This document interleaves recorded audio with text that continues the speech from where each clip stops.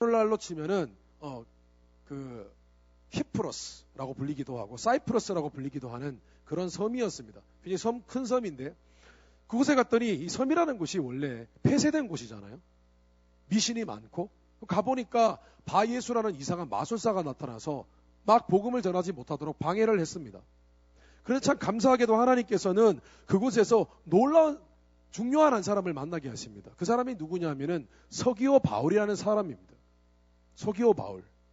이 사람은 로마 총독으로서 구브로에 파견이 된 사람이었습니다. 여러분 로마 총독이면 얼마나 권세 있는 사람입니까? 그 사람이 마침내 크리스찬이 된 것입니다. 그 사람이 크리스찬이 되니까 그 사람이 아는 다른 사람도 크리스찬들이 되었겠죠. 복음이 전해졌겠죠. 참 귀한 일들이 있었습니다. 그리고 구브로에서 다시 배를 타고 비시디아 안디옥이라는 곳으로 갔습니다. 이 안디옥은 전에 있었던 안디옥이 아니라 다른 곳입니다. 비시디아 안디옥이라는 곳으로 선교지를 옮겼습니다. 그런데 어떤 역사학자들에 의하면 바울이 비시디아 안디옥으로 간 이유, 그 이유가 무엇이냐면 서기오 바울이 그 로마 총독 서기오 바울이 그곳에 가달라고 부탁했기 때문이라고 추측합니다. 왜냐하면 비시디아 안디옥으로 가보면은 어떤 돌 비석이 발견이 됐는데 거기에 이런 이름이 있었다고 합니다. 우리 고향에서 큰 유명한 인물이 나타났는데 그 사람 이름이 서기오 바울이라는 거예요. 그러니까 아마도 제 생각에는 서기오 바울이 복음을 듣고 예수님을 믿고 너무 좋아가지고 사도 바울과 바나바에게 부탁을 했던 것 같습니다. 우리 고향에 가서도 좀 복음을 전해 주십시오. 그러니까 비시디아 안디옥으로 갔어요. 복음을 전했습니다. 그곳에 많은 역사들이 일어났습니다. 핍박도 있었지만은 하나님께서 큰 복음의 열매들을 맺히게 해주셨습니다. 많은 영혼들이 예수님께 돌아왔어요. 그리고 두 사도들이 다시 선교지를 옮깁니다. 이번에는 어디로 옮기냐면 이고니온이라는 곳으로 옮겼습니다. 여러분 지명을 다 외울 필요는 없습니다. 이고니온 한번 외워볼까요? 부담스러우시죠? 저도 못 외워요. 이고니온으로 갔어요. 이고니온으로 갔는데 거기는 살해 위협이 있었어요. 바울과 바나바를 죽이려고 따라온 사람들이 있었습니다. 그래서 그 사람들이 바울과 바나바를 돌로 쳐서 죽이려는 것을 그 위험을 피해서 도망을 갔습니다. 도망을 간 곳이 어디냐면은 루스드라라는 곳입니다. 그 루스드라에 가서 복음을 전했습니다. 거기서 놀라운 일이 나죠. 태어날 때부터 걷지 못했던 사람이 바울의 기도를 통하여 벌떡 일어나게 됩니다. 그 기적 때문에 그곳에 많은 사람들이 예수님을 믿고 또 돌아왔습니다. 그런데 그곳에서 참 굉장히 비극적인 일이 일어납니다. 그곳에 그때까지 바울과 바나바를 죽이려고 따라왔던 그런 이상한 사람들이 있었습니다. 그 사람들이 바울을 돌로 쳤습니다. 기절해버렸습니다. 죽은 줄 알았습니다. 성 밖으로 내쳤습니다. 그런데 참 감사하게도 하나님께서 그를 살려주셨습니다. 오늘 19절 말씀해 보니까 유대인들이 안디옥과 이고니온에서 와서 무리를 충동하니 그들이 돌로 바울을 쳐서 죽은 줄로 알고 시외로 끌어내치니라. 그러나 하나님께서 바울을 살려주셨고 바울은 바나바와 함께 다시 선교지를 옮겼습니다. 더베라는 곳으로 갔습니다. 그 더베라는 곳으로 딱 가자마자 바울의 선교 여행이 마침내 끝이 납니다. 안디옥에서 더베라는 곳으로 가서 선교 여행이 끝이 나는데 그 이후에 바울과 바나바가 다시 선교 여행을 시작을 합니다. 그런데 이번에는 선교 여행을 어디로 가냐면은 어디로 가는지 궁금하시죠? 다른 곳으로 간 게 아니라 본인이 지금까지 걸어왔던 그런 거 있잖아요. 여러분 서울, 대전, 대구, 부산 찍고 그런 거 있잖아요. 왜? 서울, 대전, 대구, 부산 찍고 다시 거꾸로 가는 거예요. 서울, 대전, 대구, 부산 모르겠어요. 머리가 나빠가지고. 예. 본인들이 선교지 돌아보았던 그 선교지를 거꾸로 돌아가는 거예요. 왜 그랬을까요? 왜 쉴 틈도 없이 그들은 다시 자신들이 했던 선교 여행을 다시 거꾸로 돌아갔을까요? 그곳에서 많은 핍박이 있었는데요. 왜 그랬을까요? 아마 두 가지 이유가 있었을 것이라고 생각합니다. 첫째는 그들이 복음을 전해서 이제 갓 크리스찬이 된, 이제 예수님을 믿게 된 새내기 크리스찬들. 여러분 새내기란 말 아시죠? 처음 비기너. 새내기 크리스찬들이 어떻게 신앙생활을 잘하고 있나 궁금했을 것입니다. 또 하나, 그들이 이제는 예수님을 믿게 되었기 때문에 신앙생활을 어느 정도 했을 거 아닙니까? 몇 달을 했을 거 아니에요? 몇 달 아니면 1년, 2년 했을 거 아닙니까? 그 신앙생활을, 그러니까 우리가 생각하는 뭐 고속열차를 타고 비행기를 탔다고 생각하지 마십시오. 그 이동 장소는 사람이 걸어 다니면 뭐 한 달, 2달 걸리는 곳입니다. 그러니까 그들이 다 선교여행을 하고 몇 달씩 머물러 있었다고 치면 몇 년이 걸린 거겠죠. 그 몇 년 동안 신앙생활을 했을 거 아닙니까?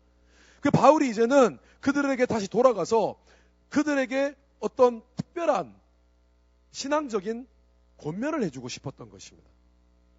마치 운동이나 어떤 기술을 배울 때 처음 배울 때 해줄 말이 있고 이제 그 사람들이 운동이나 어떤 기술을 배우고 난 후에 해줄 말이 있듯이 바울은 그때는 그들을 만났을 때 복음을 전하고 뭐 여타 많은 그런 조언을 했겠지만 이제 신앙생활을 좀 해본 사람들, 그 사람들에게 특별히 또 해주고 싶었던 말이 있었을 것입니다. 그 얘기를 해주기 위해서 바울은 다시 여행을 거꾸로 돌아갔던 것입니다. 아마 바울은 이런 심정이었을 것입니다. 주님의 제자된 여러분, 처음 믿었을 때 여러분 은혜스러우셨죠? 예수님도 만나고 마음에 감동도 있고 또 기적도 체험하고 참 좋으셨죠? 그런데 여러분 지금 신앙생활을 조금 해보니까 어떠세요? 핍박도 있고 살다 보니 어려움도 있고 조금 고민이 되시죠?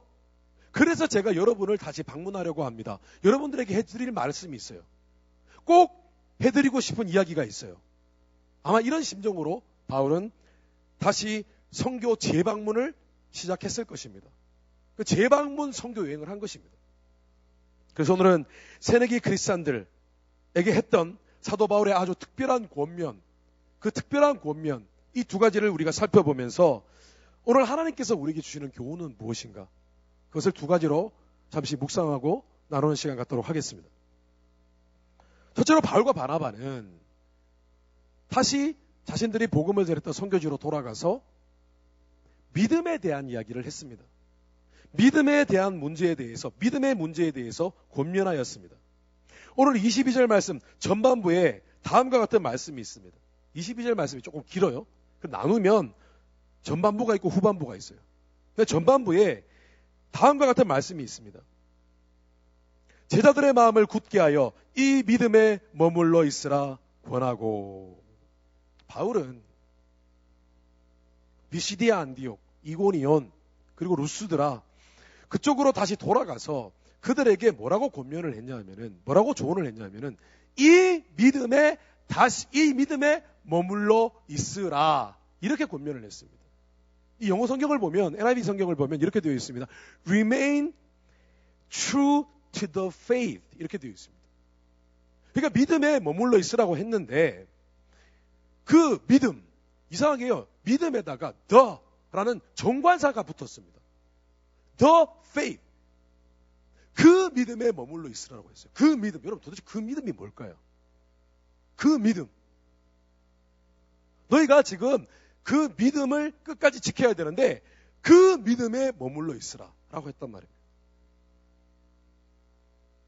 그 믿음은 바울이 전도한 크리스찬들이 처음 예수님을 믿었을 때, 처음 기적을 맛봤을 때, 처음 예수님께서 성령의 능력을 통하여 복음을 들었을 때에 있었던 그 감동, 그 순수한 믿음, 뜨거웠던 믿음, 그 믿음에 머물러 있으라, 이런 의미입니다.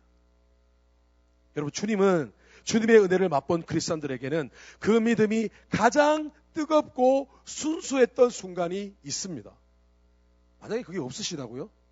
그건 잘 모르겠는데요. 예수님 만나야 됩니다. 은혜 받아야 됩니다. 예수 믿는 사람은 처음 예수님을 내가 신앙생활을 태어날 때부터 했든지 어제부터 했든지 상관없습니다. 예수 믿는 사람은 주님의 은혜를 맛보고 난 뒤에 그 마음이 너무나 믿음이 순수하고 뜨거웠던 그 순간이 있어야 됩니다. 모태신앙인들도 마찬가지입니다. 어느 순간 주님의 은혜를 깨닫고 주님을 사모하게 되고 순수한 마음으로 주님을 따르게 되고 이제는 더 이상 내가 뭐 섬겨야 되나 말아야 되나 그런 고민이 아니라 주님이 정말 내게 이런 일을 시키시나? 라고 고민할 수 있는 그런 뜨거운 신앙, 그런 신앙이 있어야 한다는 것입니다. 그런데 바울이 지금 하는 얘기는 뭐냐 하면 그 신앙, 그 뜨겁고 순수한 믿음의 상태를 계속 유지하라고 권면하고 있는 것입니다. 여러분, 의외로 많은 크리스천들이요, 시간이 지나고 상황이 바뀔 때마다 믿는 자의 믿음이 점점 약해지거나 혹은 그 믿음이 변질될 수도 있다는 사실에 대해서 깊이 고민하지 않는 것을 봅니다. 믿음이 변합니다. 믿음의 마음이 변한다고요. 물론 성경은 우리의 믿음이 썩지 않는 영적인 생명력을 지닌 하나님의 말씀으로 되어졌다 이렇게 증거하고 있습니다. 맞습니다. 베드로전서 1장 23절 말씀에 보니까 이런 말씀이 있습니다. 여러분은 다시 새롭게 태어났습니다. 그것은 썩을 씨로 그렇게 된 것이 아니라 썩지 않을 씨, 곧 살아계시고 영원하신 하나님의 말씀으로 그렇게 되었습니다. 그렇습니다, 여러분. 우리가 예수님을 믿는데 어느 순간 은혜를 받으면 눈에 보이지도 않는 주님이 믿어져요. 한 번도 만난 적이 없는 예수님을 사랑하게 됩니다. 그분을 향한 열정이 생깁니다. 놀랍지 않습니까? 왜 이런 일이 일어나는 줄 아십니까? 우리가 단순히 성경 말씀을 들었기 때문이 아니라 성경 말씀은 살아있는 하나님의 말씀인데 이 말씀을 들었을 때에 성령 하나님이 이 말씀을 통해서 함께 역사하셔서 우리의 마음을, 우리의 영혼을 만져주셨기 때문에 그 말씀이 정말 살아서 우리 안에 역사해졌기 때문에 우리 안에 그런 살아있는 믿음이 생긴 것입니다. 이것이 은혜 받은 사람들의 믿음입니다. 놀랍죠? 그때부터는 주님을 거부할 수가 없어요. 주님이 계시지 않다고 말할 수 없습니다. 그리고 주님 없이 살 수 없어요. 주님 없는 인생 생각할 수도 없습니다. 그런 마음이 되어집니다. 우리가 믿은 거 아닙니다, 여러분. 우리가 하나님을 믿고자 해서 믿은 게 아니라 성령 하나님이 믿음을 주신 것입니다. 믿음을 만들어 주신 것입니다. 아멘? 여러분, 믿음이 썩을 씨로 된 것이 아니라 썩지 않는 영원한 하나님의 놀라운 영적 생명력을 지닌 하나님의 말씀으로 된 것임을 믿게 되시기를 주님 이름으로 축원합니다. 그런데 동시에 성경은 우리의 믿음이 그런 놀라운 방법으로 믿음이 탄생했지만 그 믿음도 우리의 마음과 생각이기 때문에 그 믿음의 마음이 변질되고 심지어는 우리의 믿음이 병들고 왜곡될 수 있다고 그렇게 증거하고 있습니다. 예를 들어서 어느 날 죄의 유혹이 찾아옵니다. 죄의 유혹이 찾아옵니다. 내가 예수님을 믿기 전에 했던 그 어떤 행동을 하려고 합니다. 유혹이 찾아왔습니다. 고민을 했습니다. 이걸 해야 되나 말아야 되나. 고민을 하다가 마침내 그 일을 저지르고 맙니다. 그런데 다시 갈등을 합니다. 내 이러면 안 되는데? 그런데 또 저지릅니다. 회개하고 그 일을 또 하고 회개했다가 또 그렇게 하고 이 일들을 계속해서 반복을 합니다. 나중에는 이것이 습관이 되었습니다.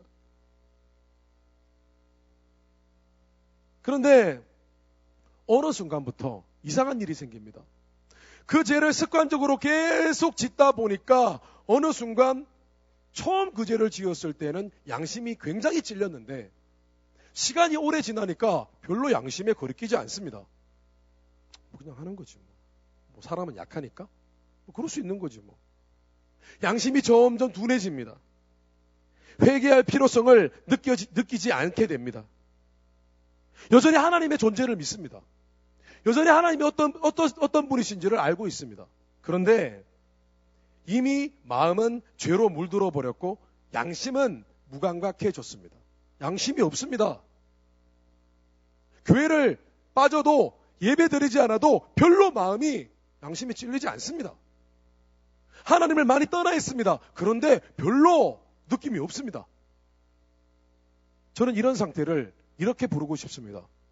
믿는데 믿지 않는 상태. 여러분, 이게 굉장히 무서운 말입니다. 믿는데 믿지 않는 상태.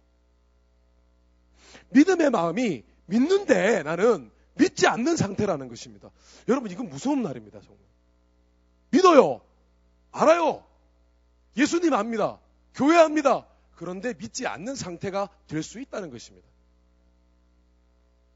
실제로 바울은 자신의 편지에서, 자신의 서신서에서 믿는 자가 습관적인 죄나 마음에 찾아오는 어떤 유혹으로 인해서 하나님을 향한 양심을 저버리기 시작할 때에 어느 순간 그의 믿음도 변질되고 심지어는 그의 믿음이 완전히 깨트려질 수 있다고 경고하였습니다. 디모데전서 1장 19절 말씀, 현대인의 성경 번역에 보면 이런 말씀이 있습니다. 믿음과 착한 양심을 가지라. 믿음과 착한 양심을 가지라. 여기서 착한 양심이라는 것은 하나님을 의식할 때에 찔리는 마음을 얘기하는 것입니다. 다른 게 아니라 세상적으로 양심이 찔리는 거 아니라 하나님을 의식한 상태에서 찔리는 양심. 그 양심과 믿음, 이 두 가지를 갖고 있으라는 것입니다. 그리고 계속해서 이런 말씀을 합니다. 어떤 사람들은 이 양심을 저버렸고 믿음을 완전히 잃어버렸습니다. 여러분, 무섭지 않습니까?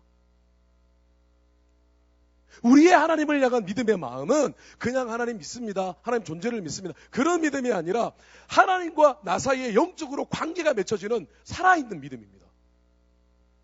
관계예요. 그런데 그 관계가 이루어지면 그때부터는 하나님을 의식하는 깨끗한 양심이 되어집니다. 그때부터는 이제는 하나님만 바라보고 인생을 결단하며 살아갑니다. 그런데 어느 날 그가 죄를 짓고 습관적인 죄를 짓고 세상의 유혹에 빠져서 하나님과 점점 멀어지다 보면은 점점 양심이 무뎌지고 양심이 더럽혀지고 그러다 보면 어느 날 믿음도 사라지고 믿음도 약해지고 믿음이 깨진다는 것입니다. 저는 한 번은 예전에도 한번 이 얘기를 한 적이 있습니다. 그런데 조금 다른 얘기입니다. 네이티브 인디안, 우리 미국에 있는 그런 인디안들, 인디안 선교를 오래 하신 그런 목사님께서 인디안들의 아주 독특한 문화에 대해서 두 가지로 제게 이야기를 해주셨습니다. 본인이 인디안 선교를 하니까 정말 우리하고 다른 부분들이 있는 거예요. 두 가지인데 하나는 뭐냐면 인디언들은 possession, 그러니까 소유에 대한 ownership 뭐 이런 거, 소유에 대한 의식이 모호합니다. 소유에 대한 개념이 모호합니다. 예를 들면은 선교지에 갔는데 테이블에 선교사님이 모자를 뒀습니다. 근데 아침에 일어나니까 모자가 없어요. 나이키인데 없어요. 모자를 막 찾아다녔습니다. 없어요. 그리고 한 3주가 지났습니다. 선교 다 끝내고 모자 잊어버렸나 보다. 내가 잊어버렸나? 아니면 누가 가져갔나? 설마. 그러다가 이제 다 패킹을 하고 집에 가려고 하는데 집에 가려고 이제 다 준비하고 자고 일어났는데 아침에 테이블 위에 모자가 있는 거예요. 오, 기적이다. 놀라운 일이죠. 모자가 사라졌다가 3주에 다시 나타났어요. 모자가. 알고 보니 인디안들은 그냥 말없이 빌려간다는 거예요. 그리고 때가 되면 다시 언제 그랬냐는 듯이 갖다 놓는다는 거예요. 제자리에. 그러니까 도둑질도 잘 없대요. 그냥 가져갔다가 그냥 갖다 놓는 거예요. 또 하나 인디안들의 독특한 문화가 있는데 뭐냐면 시간 개념이 모호하대요. 시간 개념이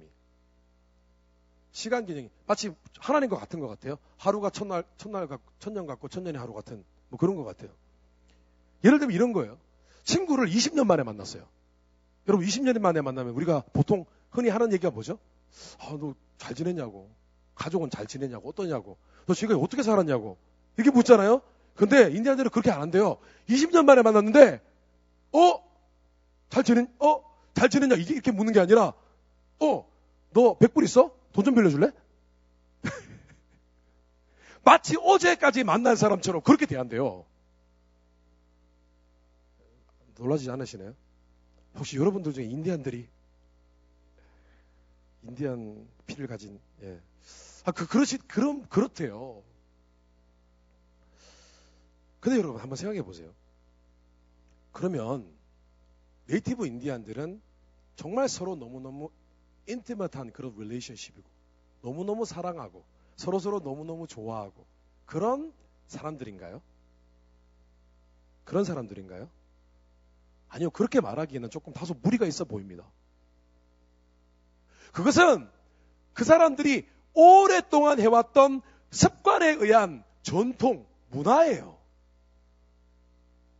그분들이 정말 서로 사랑이 넘친다고 얘기할 수는 없어요. 그건 그들의 문화지. 제가 지금 말씀드리고 싶은 것이 바로 이것입니다. 마찬가지입니다. 신앙이라는 것, 우리의 믿음이라는 것, 전적으로 하나님을 신뢰하고 하나님을 사랑하는 그런 살아있는 living faith, 살아있는 믿음이어야 돼요. 하나님과 관계하는 믿음.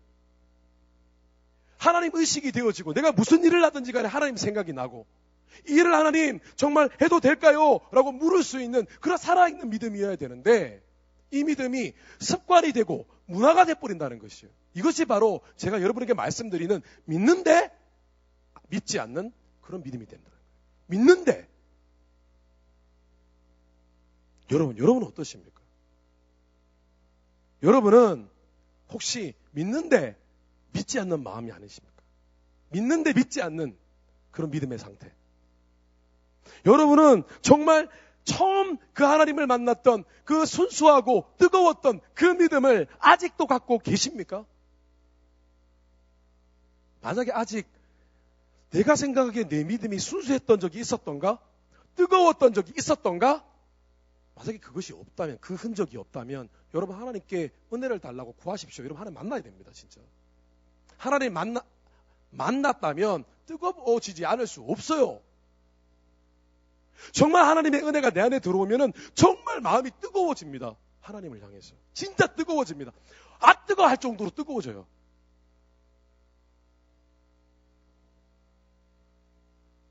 요한계시록에 주님은 열심히 신앙생활을 하는 에베소 교회 그리스도인들에게 청청병력 같은 말씀을 하셨습니다.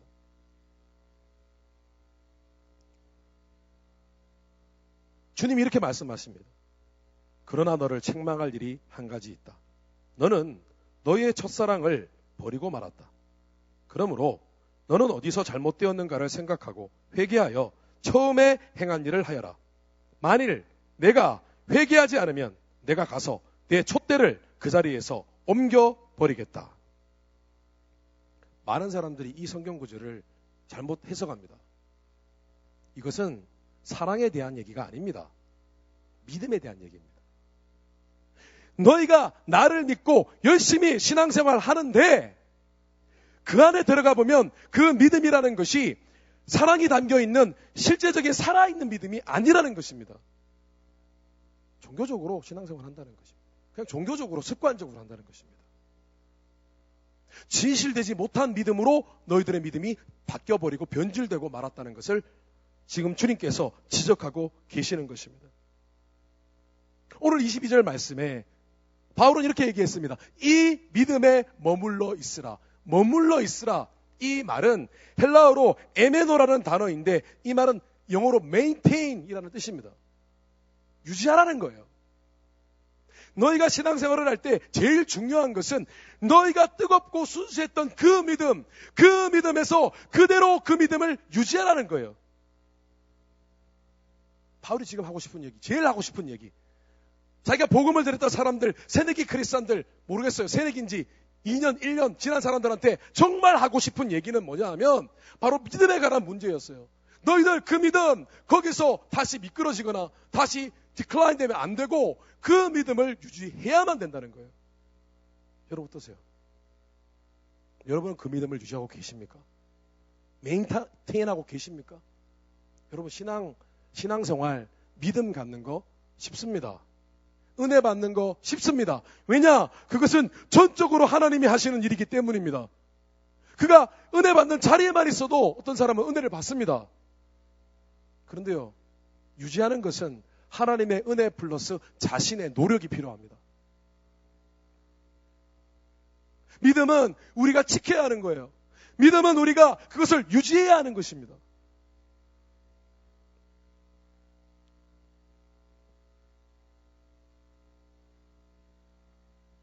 그런데 단순히 크리스찬들은 자신의 순수하고 뜨거웠던 신앙을 유지할 뿐만 아니라 믿음에서 더 나아가서 다른 사람을 돌보고 섬기고 할 수 있을 만한 믿음의 성장을 또한 해야 합니다.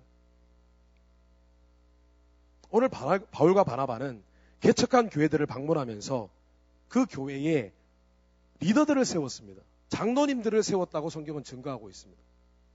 그런데 그때 바울이 굉장히 독특한 얘기를 합니다. 23절에 이런 말이 있습니다. 각 교회에서 장로들을 택하여 금식 기도하며 그들이 믿는 주께 그들을 위탁하고, 이렇게 되어 있습니다. 이게 무슨 말이냐면은 교회의 믿음이 뜨겁고 순수할 뿐만 아니라 다른 사람의 인생을 돌보고 케어할 수 있을 만한 그런 수준의 믿음의 사람들을 리더로 세웠습니다.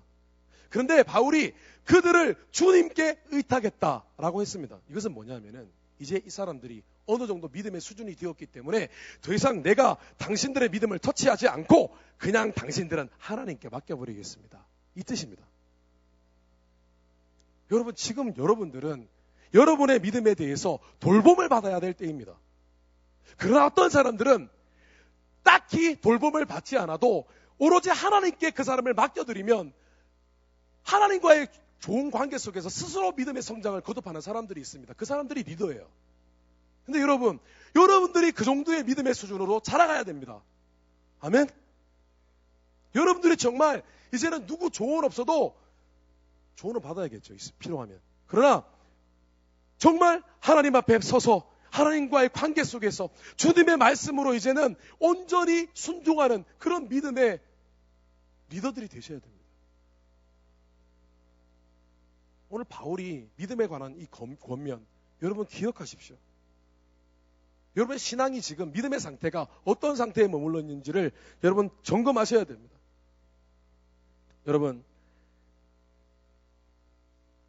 여러분의 영적인 리더들로부터 또는 하나님으로부터 당신은 충분히 혼자서 믿음의 싸움을 할 수 있는 수준이 되었습니다.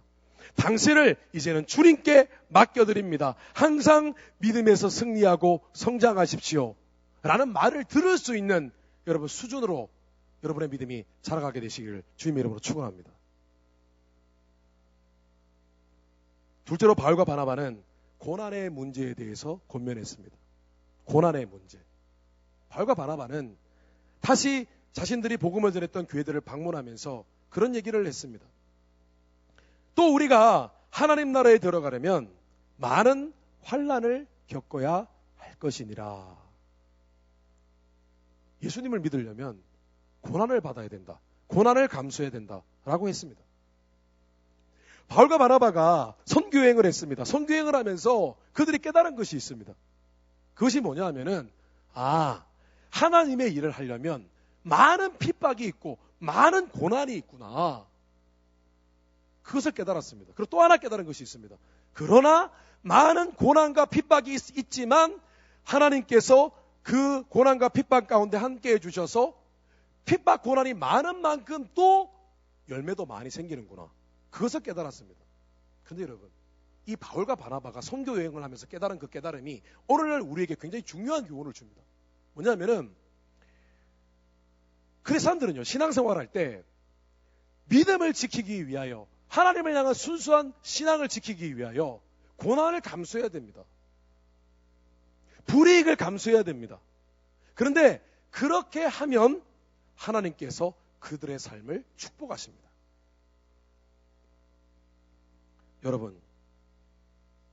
여러분은 자신의 믿음을 지키기 위해서 내 안에 주님께서 시작하신 어떤 그 거룩함을 지키기 위하여 또는 하나님이 내게 말씀하시는 어떤 하나님의 뜻, 그 뜻을 순종하기 위하여 여러분은 얼마나 애쓰고 계십니까?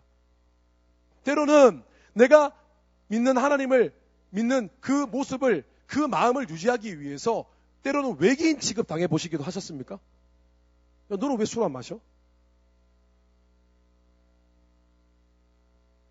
여러분은 내가 믿는 그 하나님 앞에 내가 거룩하고 선하고 도덕적이기 위하여 얼마나 손해를 보셨습니까? 저와 20년 가까이 친분이 있는 목사님이 계십니다. 목사님이 목회를 하시면서 굉장히 힘드셨어요. 어려움을 당해서 목사님이 3년 정도 목회를 그만두셨습니다. 쉬셨어요. 근데 3년 동안 그냥 집에서 가만히 놀 수는 없잖아요. 돈을 벌어야 되잖아요. 그래서 목회지를 그만두고 세상에 나가서 세상이 여러분이 지금 직장 생활하고 있는 그런 직장에 들어가셔서 일을 하셨어요. 풀타임으로. 처음에 일하는데 너무 재밌더래요. 너무 좋더래요. 왜냐하면 교회에 오면 사람들 신경도 써야 되고 또 뭐 이런 사람 저런 사람 만나야 되고 또 그러다 보면 상처도 받고 그랬는데 세상에 나가니까 그럴 이유가 없는 거죠. 너무 좋더래요. 제때 일만 열심히 하면은 인정해 주지. 열심히 일하니까 성실하게, 또 목사님이니까 성실하게 일했을 거 아니에요? 양심에 따라? 성실하게 일하니까 사장님이 잘한다고 칭찬해 주고 그 프로모션도 시켜주고 막 그러더래요. 너무 즐거웠대요. 또 지나면 돈 주고 너무 좋았대요. 그런데 1년이 지나고 2년이 지나고 나니까 어느 날 갑자기 세상에서 크리스천으로 사는 것이 정말 힘든 일이구나 라는 것을 깨닫게 되셨대요. 세상에 가서 일을 하다 보니까 어떤 일이 있냐면은 세상에 가면 동료들끼리 막 직장 상사나 뒤에서 험담하잖아요. 그죠? 근데 본인은 목회자잖아요. 험담을 할 수가 없는 거예요. 그리고 그런 자리에 가서 이야기하는 것이 싫은 거예요. 근데 그런 자리를 피해야 되는데 피하면 직장의 동료들하고 관계가 안 되는데 세상에 나가면은 아부를 좀 해야 되는데 사장님한테 아부를 해야 되는데 본인은 그걸 안 하니까 또 어울리지 못하고 또 크리스찬으로서 음주 문화를 어느 정도 해야 되는데 그걸 안 하니까 어울리지 못하는 것 같고 참 감사하게도 하나님께서 목사님을 회복시켜 주셔서 지금은 열심히 목회를 잘하고 계시는데 그 3년 동안 기간 동안에 목사님이 그 하나 사실을 깨달았다고 말씀하셨어요. 정말 진정한 크리스찬으로 살아가면 어렵구나. 힘들구나. 여러분 크리스찬으로 살아가려면 3가지 각오가 있어야 됩니다. 3가지 각오가 있어야 됩니다. 진정한 크리스찬이 되시려면 3가지 각오. 첫째는 뭐냐 하면은 크리스찬이라는 이유로 무시당하거나 억울함을 여러분 각오하셔야 됩니다. 내가 크리스찬이기 때문에 불평등한 거, 크리스찬이기 때문에 무시하는 거 있습니다. 그런 게 있을 수 있습니다. 상황에 따라서. 그것을 감수해야 됩니다. 제가 아는 어떤 집사님 중에는 아버님이 극단적으로 기독교를 핍박하고 기독교를 싫어하는 분이 있습니다. 그래서 본인이 아들로서 아버지로부터 아들로 인정을 받지 못하는 분이 있어요. 얼마나 마음이 아픕니까? 여러분 그럴 자신 있으세요? 왜냐하면 주님이 진리이기 때문에 그럴 자신 있으세요? 또 하나 악을 악으로 갚지 않겠다는 각오가 있어야 됩니다. 여러분 예수 믿는 사람들이 주님을 믿고 주님 앞에 사랑하기로 결단하고 이 땅에 복음을 전하기로 결단을 하고 모범적인 모습으로 예수 믿는 삶을 보여주기를 결단한 사람들이 세상에서 억울한 일을 당하고 했다고 복수할 수 없잖아요. 단지 하나님을 믿는다는 이유 때문에 여러분은 손해볼 자신이 있으십니까? 그 각오 있으셔야 됩니다. 또 하나 3번째는 하나님이 기뻐하시지 않는 일이라면 그 어떤 유혹도 내게 100만 불을 준다고 하더라도 그것을 거절할 각오가 있으셔야 됩니다. 제가 아는 집사님 중에 컨트랙터 일을 하시는 분이 계십니다. 그런데 그 집사님이 하시는 그 사업이 좀 커요. 그래서 자재나 그 건물을 지을 자재나 아니면 그 건물을 짓기 위한 여러 가지 도구나 그런 물건들, 기계들이 쌓아둘 곳이 없는 거예요. 그래서 항상 웨어하우스를 다른 분이 소유하고 있는 웨어하우스를 렌트를 내서 거기에 물건을 쌓아두셨대요. 근데 렌트비가 너무 비싼 거예요. 그 하루는 결정을 했어요. 웨어하우스를 내가 직접 사야 되겠다. 그럼 마침내 웨어하우스를 큰 걸 하나 사셨어요. 왜냐하면 렌트비나 거의 그 사는 값이나 조금 비슷했다고 합니다. 근데 웨어하우스를 너무 큰 걸 사니까 나가는 페이먼이 조금 더 많은 거예요. 처음에는 괜찮았는데 시간이 지나면 지날수록 점점 페이먼이 부담이 되기 시작하는 거예요. 그래서 안 되겠다. 서브리스를 주자. 이 웨어하우스 다 쓰는 것이 아니니까 나는 반만 쓰고 반은 다른 사람들에게 렌트를 주자. 그렇게 결정을 하고 광고를 낸 거예요. 근데 렌트를 하겠다는, 서브리스를 받겠다는 사람이 나타나지가 않는 거예요. 그때부터 이제 집사님이 초조해지기 시작한 거예요. 이거 왜 이렇게 기도했는데 왜 이렇게 안 오지? 페이먼 부담되고, 너무 힘든데? 그 몇 달을 계속 버텨온 거예요. 그러다가 어느 날 전화 한 통이 왔습니다. 지금이라도 당장 사장님의 웨어하우스를 쓰고 싶다는 그런 전화가 온 거예요. 신났죠? 몇 달 동안. 그래, 기도응답이다. 당장 만납시다. 만났어요. 저 무슨 일에 그 웨어하우스를 쓰려고 하십니까? 물어봤어요. 그랬더니 그분이 하시는 얘기가, 네, 마리화나를 재배하려고 합니다. 여러분, 놀랄 일이 아니에요. 지금 마리화나가 합법화가 되었어요. 그리고 원래 마리화나는, 지금 마리화나 선전하는 게 아닙니다. 원래 마리화나는 의학용으로 마리화나가 필요한 사람들에게 처방이 돼요. 의사의 진단서에 의해서. 마리화나는 단순히 마약일 뿐만 아니라 의약품으로 쓰이고 있습니다. 현재로. 그런데 지금 마리화나가 합법화가 되어 가잖아요. 미국의 많은 주들이. 그게 마리화나를 재배하겠다는 거예요. 의학용으로 쓰는지 모르겠습니다. 그런데 불법은 아니에요. 절대로 불법은 아니에요. 불법이 아닙니다. 이제 마음이 갈등이 오는 거죠. 달라는 대로 돈 주겠대요. 그런데 가만히 생각해 보면 마리화나를 재배하는데 마리화나를 직접 제조하는 게 아니잖아요.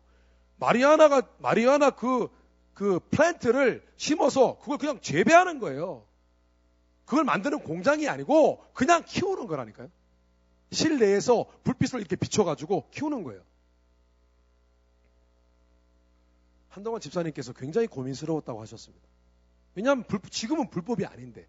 그런데 이것은 오랫동안 작년까지만 해도 이것은 마약이었잖아요.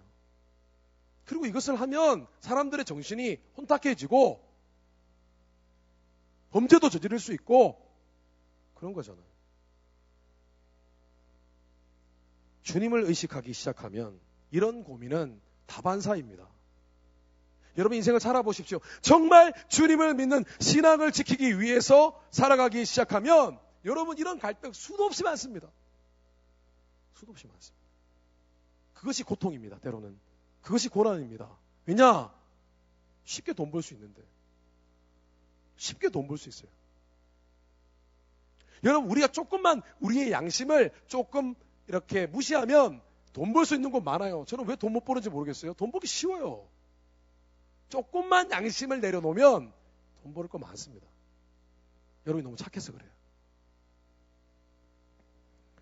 로마서 8장 17절 말씀해 보니까 자녀이면 또한 상속자 곧 하나님의 상속자요 그리스도와 함께한 상속자니 우리가 그와 함께 영광을 받기 위하여 고난도 함께 받아야 할 것이니라. 바울은 믿는 자가 하나님께서 예비하신 천국을 받기 위해서는 주님이 받으신 고난도 함께 받아야 한다고 그렇게 증거했습니다. 그리고 바울은 실제로 그렇게 살았습니다. 그리고 또한 바울은 자신이 예수 믿기 때문에 복음을 전하기 때문에 했던 그 받았던 그 고난, 그 고통이 곧 자신이 신앙생활을 잘하고 있는지 그렇지 못한지 신앙생활을 점검하는 기준으로 삼았습니다. 여러분 만약에 인생을 살아가는데 하나도 양심이 거스르는 일이 없고 한 번도 하나님 때문에 포기한 일이 없고 한 번도 하나님 때문에 손해본 일이 없다면 여러분은 진짜 신앙생활을 뭔가 이상하게 하고 있는 것입니다. 바울이 자신이 신앙생활하면서 복음을 전하면서 당했던 일들, 고난들을 열거하는 하나하나 조목조목 설명하는 그런 성경 구절이 있습니다. 한번 들어보십시오. 그들이 그리스도의 일꾼입니까? 나를 정신병자로 보겠지만, 이 현대인의 성경 번역이에요. 현대인이 아니고 새 번역인가 모르겠습니다. 나를 정신병자로 보겠지만 나는 더욱 그렇습니다. 나는 그들보다 더 많이 수고하였으며 여러 번 감옥에 갇혔고 매도 수없이 맞았으며 죽을 고비도 여러 번 겪었습니다. 나는 유대인들에게 39번의 매를 5번이나 맞았습니다. 39번을 때리는 거예요. 왜 39번 때리는 줄 아십니까? 40번 때리면 보통 죽어가지고. 40번 넘기면 보통 사람이 죽기 때문에 태형을, 엉덩이를 때리는 거예요. 39번을 때리는 거예요. 그것을 5번 맞았다는 거예요. 바울이. 또 3번이나 몽둥이로 맞았고, 이것은 몽둥이로 머리를 뒤통수로 가격을 당했다는 뜻입니다. 한 번은 돌에 맞았으며 3번이나 배가 뒤집혔고 밤낮 하루를 꼬박 바다에서 헤맨 일도 있었습니다. 나는 여러 번 여행하면서 강의 위험과 강도의 위험과 동족의 위험과 이방인들의 위험과 도시의 위험과 광야의 위험과 바다의 위험과 거짓 선지자들의 위험을 당했습니다. 또 수고하고 애쓰며 뜬 눈으로 밤을 지새운 적도 여러 번 있었고 줄이고 목마르며 수없이 굶고 추위에 떨며 헐벗기도 하였습니다. 그래요. 이거는 우리의 컨텍스트와 조금 다릅니다. 복음을 전할 때 이런 일을 당했다는 것입니다. 여러분, 우리가 이제 예수님을 믿었으면 정말 우리는 예수님을 위하여 어느 정도의 불이익을 당하고 고난을 당하며 포기할 것 포기하고 있는지 이 문제를 우리는 깊이 있게 다루어야 합니다. 여러분, 먼 훗날 주님께서 너는 나를 위해서 어떤 손해를 감수하였느냐?